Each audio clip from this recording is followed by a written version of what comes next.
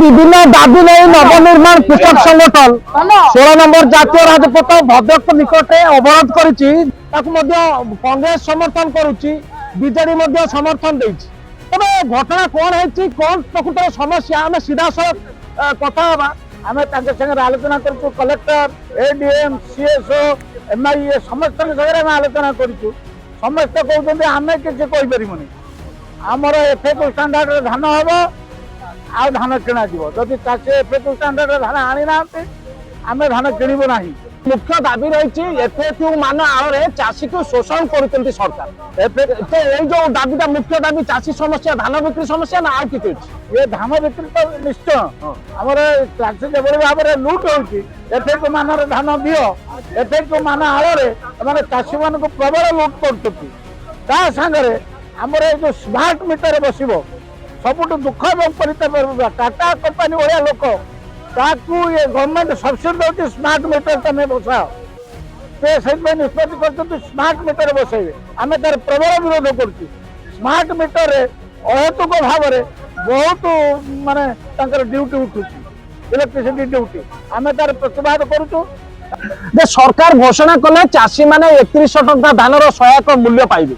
বাস্তবরে গ্রাস রুটে আমি মন্ডিকু দেখুছু হাজার হাজার বস্তা ধান পড়িছে, মন্ডিরু ধান উঠি পারুনি। চাষী নানাদি অসুবিধার সম্মুখীন হচ্ছে, কিন্তু সরকার প্রহসন দৌঁচন্তি। কিন্তু ধারণা হয়েছি এ ধারণার কিছু মানে নাই। এ যে মানে ধারণা দেইছন্তি সেমানে অল চাষী, সেমানে চাষী নুহନ୍ତି। ओडिशावासी जानी ये सरकार हूँ मिछुआ सरकार।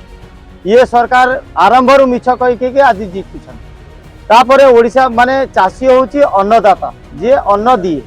या एमाने कहते जदि नटंकीबाजी करुच्ची आपड़ ये जानीपारे ये सरकार पतन बहुत शीघ्र अच्छे। ये सरकार जो गर्व अहंकार जे जीतीगले माने भाविले जे आमे जहाँ कहबू यस बस करी पूरा ओडिशावासी मानिबे। आज ये ओडिशावासी एटा प्रूफ कर देले तमरो यस बस चढ़िबो नाही।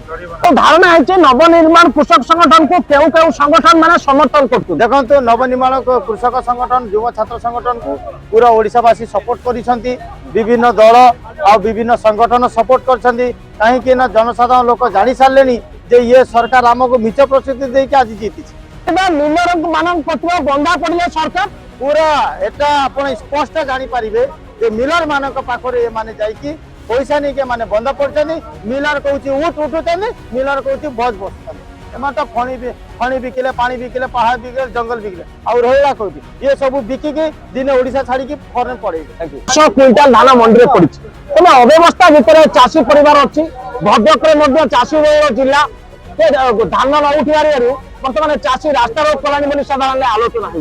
चाषी मु 10 एकर जमी चाष कर सरकारी बिहन नहीं कि मु चाष करती।